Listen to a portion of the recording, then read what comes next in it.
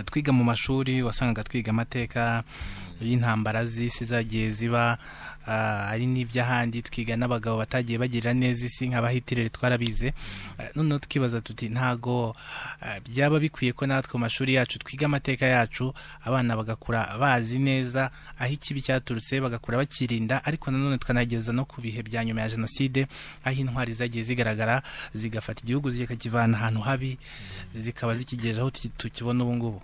Icyo rwose ni ikintu cyiza ndibwira ko ngubu ni nabyo mu minsi yashize bavugaga ko Minisiteri y'Uburezi noneho imfashanyigisho yo kwigisha amateka yayinogeje.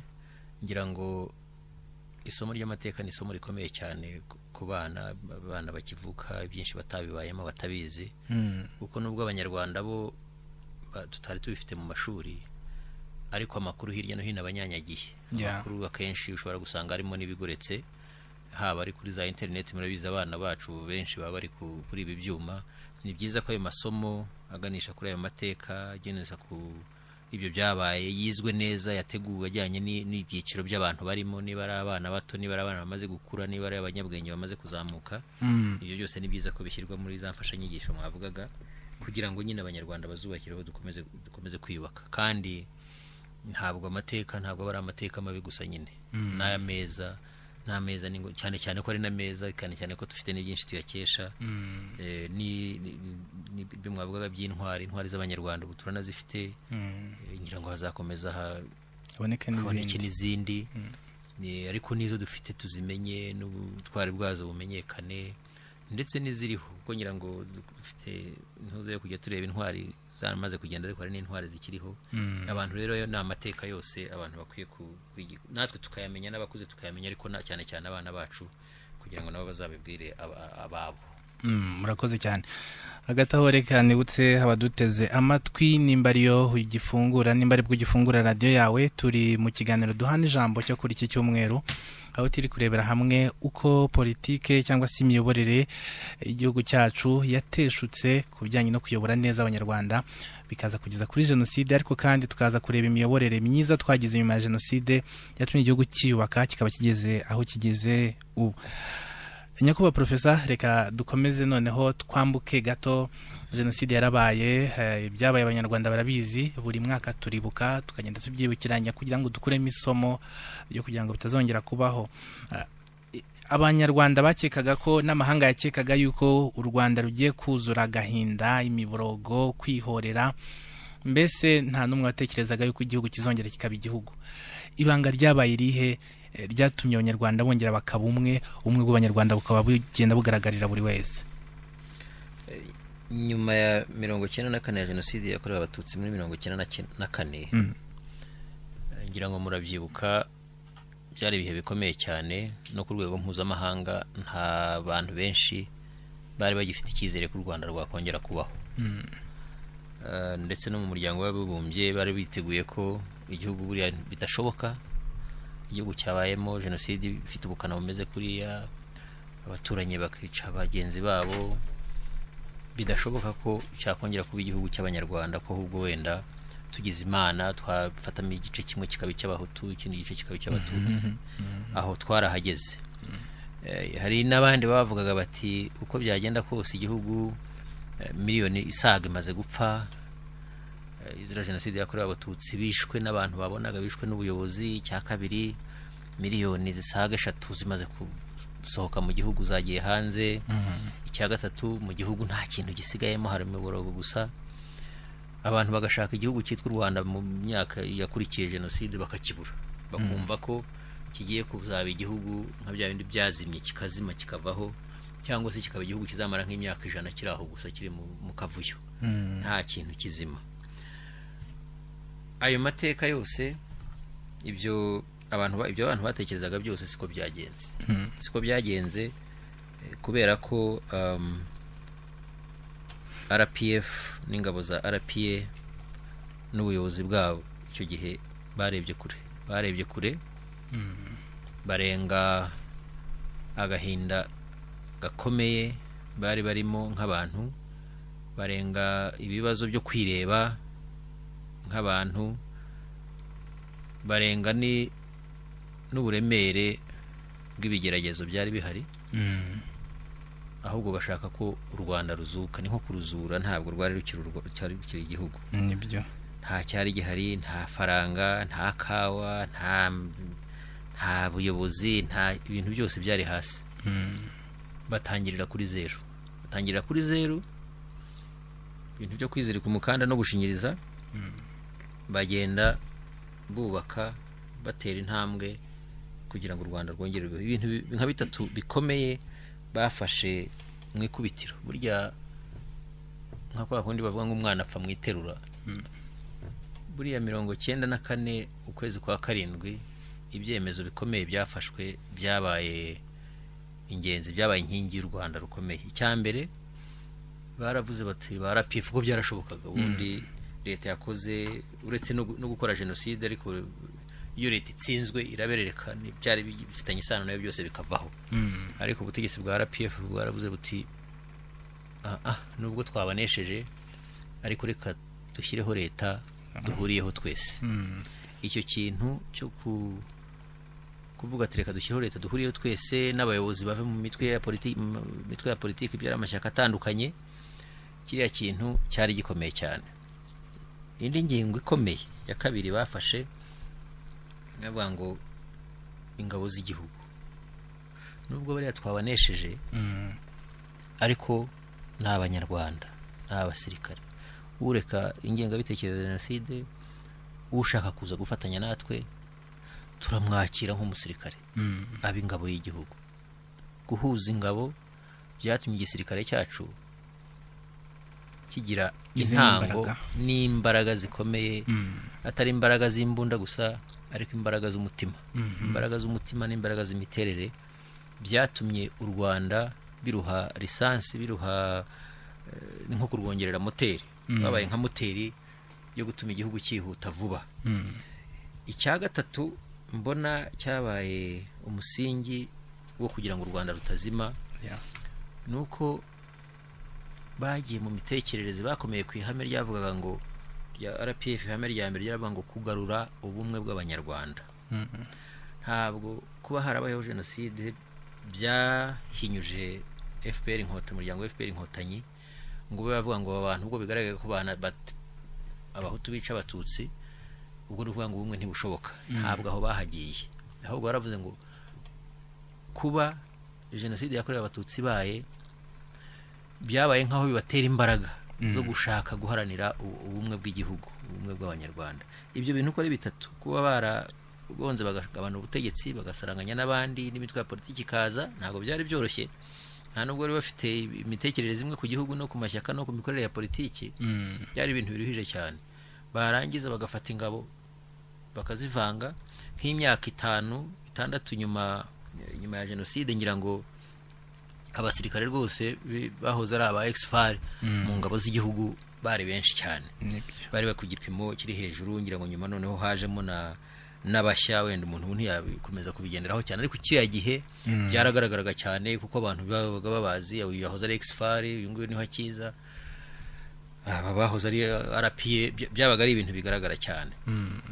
hanyuma no gukomera ku ihame ry'ubumwe n'ubwiyunge bw'abanyarwanda, bakabizirikana, bakabishyiramo imbaraga. muribuka ingando bigitangira, abantu bagerageza, muribuka ingando zaba ari iz'urubyiruko z'ibyiciro bitandukanye. ariko kiriya gihe cya 94 mu kwezi kwa karindwi, itangazo rya umuryango wa FPR inkotanyi mirongo yari irigize ubumwe bashatse no gukorera hamwe n'indi mitwe ya politiki, byabaye intango yo kugira ngo u Rwanda rubone niya miyoborere twavuze twatangiriyeho. iyo yabaye impinduka ikomeye mu gutekereza imiyoborere y'igihugu n'ubufatanye, kuko byabaye nk'ikintu cyagaragazaga ubumwe bw'abenegihugu mu gushaka ibisubizo. nk'abanjye ariho mbona intango. ibindi byakurikiyeho byaje byubakiye kuri ibyo. ngira ngo nyuma yaho gato nibwo abantu batangiye gutekereza ku buryo twasohoka mu bibazo. ubwo niho za gacaca zatangiye gutekerezwa, bitarashyirwa mu bikorwa neza. ariko ibyo bintu uko ari bitatu nibyo njye nafata nk'intango, nk'igicumbi cy'ibisubizo byo kubaka u Rwanda rushya nyuma ya jenoside yakorewe abatutsi. Murakoze cyane. Reka dukomeza ikiganiro cyacu noneho, hari nk'abantu bajya bibaza bati habaho ubwoko bwinshi bw'imiyoborere. U Rwanda dufite imiyoborere yacu ishobora kuba itandukanye n'ibindi bihugu, yenda nk'Ubwongereza bafite umwamikazi, bigatandukana na za n'Ubudage aho bagira perezida na chancelier, ugasanga n'ibindi byinshi. Mu Rwanda tugereranyije n'ibindi bihugu bya Afurika, imiyoborere yacu yubatse ite? Ese nakaye karusho mwaba mubona mu miyoborere y'u Rwanda rwacu, cyane ko iyo turebye uburyo u Rwanda ruyobowe ukareba n'uburyo ibindi bihugu birikikije biyobowe, n'udashaka kubibona ahita abona akantu k'akarusho, ukabona ko iby'iwacu rwose biri ku murongo cyane. Ese ipfundo riri mu bwoko bw'imiyoborere twifitiye cyangwa se n'ahandi? Buriya imiyoborere, wenda nsubiye inyuma gatoya, iyo urebye ubutegetsi n'imiyoborere muri Afurika, n'uwashaka yavuga ikibazo cya mbere ariko ubundi bivahe muri rusange, byavuye he? Muri Afurika twari dusanzwe dufite imiyoborere yacu ya cyami wavugaga, hirya no hino ibi bihugu bya Afurika byinshi murabizi, wenda u Rwanda ntirurimo ariko byinshi n'ibishya, abantu bagiye bafata ubuyobozi bwa cyami hirya no hino bagateranya bakabyara igihugu. Ariko urebye imiyoborere muri rusange, muri iyi inkubiri yaje iturutse muri za 50 yitwa demokarasi. Ubundi demokarasi ivuga ubutegetsi bw'abaturage bukorera abaturage kandi bushyizweho n'abaturage. Ariko urebye muri rusange hafi ku isi hose, hafi, ntabwo ahenshi hari uko bifite ukundi bijyana, ariko ahenshi ubwo butegetsi bwa demokarasi bugenda butangwa n'amashyaka. Amashyaka niyo bigeze igihe akabyigana, nizo systeme tumenyereye. Amashyaka bigera mu gihe cy'amatora bakarushanwa bagahigana, ishyaka ritsinze rigashyiraho leta igakora, nibyo tumenyereye. Amashyaka rero uturutse, navuze ngo reka nturike imbere wenda abantu twumvikane neza. Iyo urebye muri rusange muri Afurika, amashyaka y'abanyafurika ntabwo ari nyafurika, kuko amenshi usanga afite imitekerereze itari iyabo, asa nkaho bakopeye mu bihugu bindi. Nk'ubu ngubu uzi ko hari abavuga ngo ni amashyaka dogoshe, amashyaka ari afite ibitekerezo by'ibumoso n'afite ibitekerezo by'iburyo. Umuntu akibaza ati ibyo bivuye he? Iburyo n'ibumoso bije biti? Ibyo urumva bifite amateka yabyo ni Burayi, abavugaga rumwe n'umwami n'abandi bamuvuguruzaga bitewe n'aho bicaye, umwe akajya ibumoso undi akajya iburyo. naho byaturutse, natwe tugaterura tukazana iwacu, tukabizana tukabitereka. Ariko ikindi cya kabiri, niyo wajya mu bindi, hari nk'amashyaka ukumva abantu baravuga ngo ni abasosiyaliste, abandi bakavuga ngo ni amashyaka bariberari, abandi bakavuga ngo ni amashyaka aharanira demokarasi. Ariko niyo ahenshi ushatse gushaka aho batandukaniye ntuhabona. Ni ukuvuga ngo intekerezo y'imitwe ya politiki muri Afurika muri rusange igenda akenshi yagiye iba nk'amakopi y'intekerezo y'imitwe ya politiki y'i Burayi uko yanditse mu bitabo byaho. Ugasanga rero hari icyitwa amashyaka, hari n'icyitwa abaturage, ugasanga ntibijyanye. Wenda bikajyana babashakamo amajwi cyangwa se babakongeza. Ikindi cya kabiri muri Afurika cyakunze kuranga amashyaka yacu, usanga niyo yagiyeho nubwo yaba yitwa ngo ni ishyaka riharanira demokarasi, ari ugasanga abaritora ni abari muri ubwo bwoko bwaryo. Mu bihugu byinshi bafite ikibazo ndetse hari na bamwe bajya bavuga ngo icyo umuntu icyo bavuga ko ari demokarasi si demokarasi, ngo ahubwo bivuze mu Kinyarwanda bavuga ngo n'amoko karasi. N'amoko karasi cyangwa se ibyo bita etinokarasi. Ntabwo ari demokarasi, ni abaturage bose. Ariko ugasanga ishyaka runaka ari nkaho, ngira ngo niwacu bigeze kubaho, ariko hari ibihugu byinshi amatora aba umuntu akumva ko azatsinda atari uko afite porogaramu nziza, ahubwo ari uko ubwoko bwe azi ko bufite ari bwinshi. Ariko urumva rero niba umuntu agiye gutora ubundi ngo ntora kubera ko ndi mwene wanyu, urumva icyitwaga politiki cyose gipfubiye aho ngaho, gipfubiye muri ayo masano muze. Icyo cyari amateka ya kure. Wigira imbere rero ukavuga uti rero bitandukaniye he? Ngira ngo mu Rwanda nyuma ya 98 niho byatangiye kugaragara cyane. Twe twabanje kugira ubwo buyobozi n'ubutegetsi buhuriweho, ariko ngira ngo muri 98 niho twagize ya nama yo mu Rugwiro yamaze hafi imyaka 2 umwiherero cyangwa niba ari umwiherero niba ari inama yaberaga mu Rugwiro nka forum yahuzaga inzego zitandukanye, inzego za leta, inzego z'inteko itanga amategeko, abanyamashyaka, abacamanza, basesengura ibibazo nyamukuru by'igihugu n'uburyo haganisha imbere twabigenza. Muribuka ko uwo mwaka wari umwaka ukomeye kuko wari umwaka wateguraga 94 leta ijyaho yari yashyizeho hazajya inzu bakiho imyaka 5. Yego. Hanyuma inzu bacyuza kongerwa indi myaka 4 kubera ibibazo by'ingutu byari bigihari. Urumva rero cyari igihe cyo kugira ngo abo banyapolitike bose n'abandi umuntu yabongo bavuga bakijyana barabo mu butabera, mu nteko ishinga amategeko, mu madini no mu zindi nzego zitari za leta, bose baganire barebe icyo Rwanda rukeneye muri icyo gihe. Iki gihe rero iyo nama yabaye inama y'ingirakamaro cyane kuko yatumye abanyapolitike bose baganira, bashyira kubyo bavuga ngo bashyira ibintu ku meza, bumvikana kuri gahunda zibigomba gukurikiraho. Havuyemo ibitekerezo byiza cyane. Kimwe muri ibyo byavuyemo nuko ngira ngo bumvikanye ko u Rwanda rukeneye imiyoborere ihuza abantu, komeza guhuza abaturage. Ubundi ahandi muri demokarasi ngira ngo nacyo naho bigiye gutandukanira. Ahandi henshi no mu bihugu bidukikije iyo amashyaka abiri yagiye muri meeting muzi ko barwana. Nibyo. Iwacu rero twe ngira ngo twaje gutekereza ubwo ndabihuza n'itegeko nshinga ryo muri 2003. Uko abanyarwanda babyifuje iyo birebye usanga barashakaga demokarasi, barashakaga ubuyobozi butabatera ibibazo ahubwo bashakira ibisubizo. Usanga barashakaga ko abanyarwanda bifuzaga ko niyo habaho iyo mitwe ya politiki igira uko itumvikana ku bitekerezo cyangwa se yumvika ariko niza mu banyarwanda bo ibumvikanisha ibahuze, cyane ko abanyarwanda bafite n'isura mbi y'amashyaka. Bari bafite isura mbi y'amashyaka, uzi ko batanashakaga n'amashyaka, ubwo nari nakihore ariko ntibanashakaga n'amashyaka, ikintu cyitwa amashyaka. Kubera ko bari bazi ko amashyaka aha amashyaka waye hose haba ari imirwano, haba ari induru, ibyo bari bamenyereye. Niyo mashyaka bari barabayemo kuva muri za 60 nuko amashyaka yarwamba kurwana.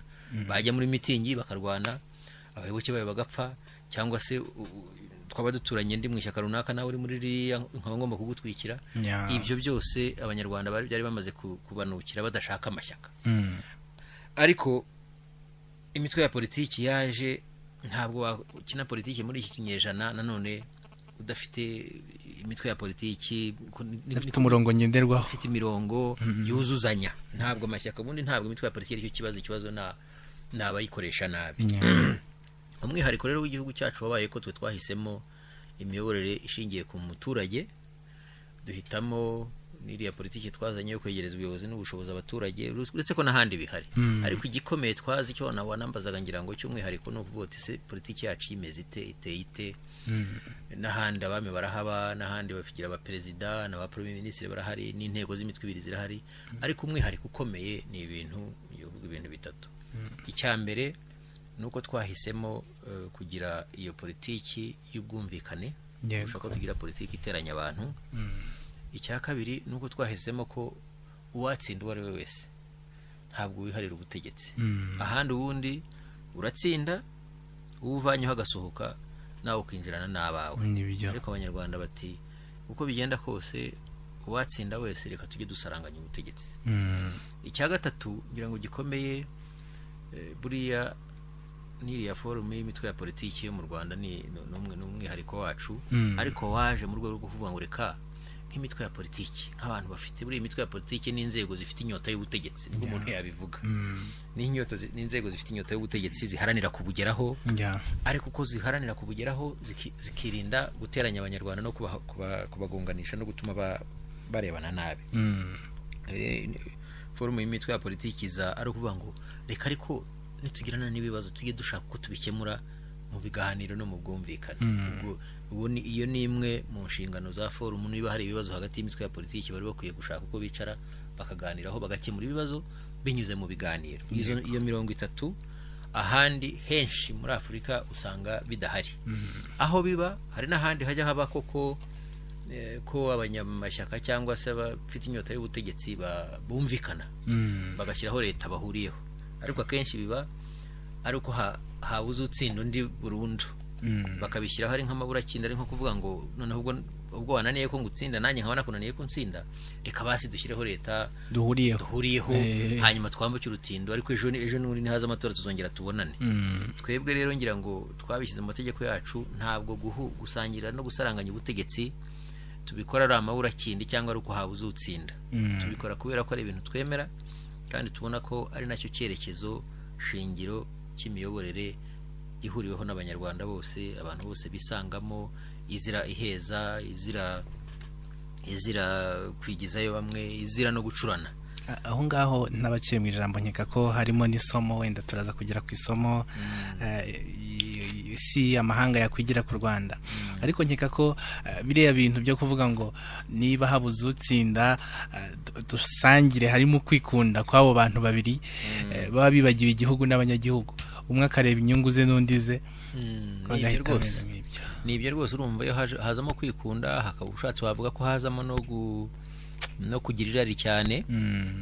Hari haba n'imvugo ziremereye, ukavuga ngo niba ntabitwaye nawe ntubitware. Ugasanga rero ibihugu byinshi biracyabishegesha, ariko abanyarwanda n'ubu hari abo tujya tugana ugasanga ntabwo abanyamahanga bumva ukuntu umutwe wa politiki watsinda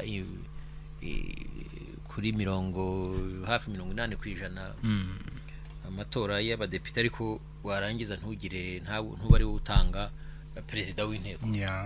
Ariko wababwira ko ari systeme, ariko tyo duteye, ariko amategeko yacu avuga niba umuntu ari perezida wa repubulika ukomoka mu mutwe wa politiki runaka, itegeko nshinga riteganya ko inteko ishinga amategeko yiberwa n'ahandi, umutwe w'abadepite iyoborwa n'undi utari uwo muri iryo shyaka. Ibyo rero bikumvikana ko ni ugusaranganya ubutegetsi, ni ugusangira ibitekerezo, ariko no kumva ko abantu bafite ubuzare ku gihugu. Ngira ngo ni no kurera abanyapolitiki, ubwo nabo baba bakeneye kugira ikibarera cyane, buryo nabo ni amategeko niyo abarera nta kundi, kubera ko bafite imbaraga, ariko kubareresha amategeko no kuvuga ngo aha nawe ntuharenge, ni gutya, nicyo twifuza, igihugu ni cyacu twese, ni ukugisangira, tugasangira ibyiza byacyo, tugasangira kugitekerereza, tugasangira kureba imbere, kugira ngo abana bacu n'abazadukomokaho bubake igihugu cyiza kandi kitarimo umwiryane. Murakoze cyane. Turi mu kiganiro duhana ijambo. Kuri uyu munsi twakiriye Professor Shyaka Anastase, akaba ari umuyobozi mukuru w'ikigo cy'igihugu cy'imiyoborere. Turi kuganira ku miyoborere y'u Rwanda yo hambere, ya mbere ya Jenoside, imiyoborere mibi yagejeje u Rwanda ku mateka mabi, amateka atumye kuri ubu ngubu abanyarwanda bose turi mu cyumweru cyo kwibuka. Ariko kandi ntabwo twakwirengagiza ko nyuma twagize amahirwe, nimba nabyita uko, tukabona imiyoborere mizima ibasha kongera kuzura igihugu. Hari umunyapolitike w'umunyafurika w'umunyanigeriya niwe wavuze ati u Rwanda rwapfuye neza. Hari tariki 11 z'ukwezi kwa gatanu, ni umugabo w'umwanditsi witwa Wole Soyinka. Uwo mugabo rero yabonye n'iki gihugu, noneho arongera agaseka cyane. Mureke turuhuke gato, dusome ku mazi, ubundi mu kanya dusubireho twongera tugana ku musozo w'ikiganiro cyacu, tunafata n'umwanzuro.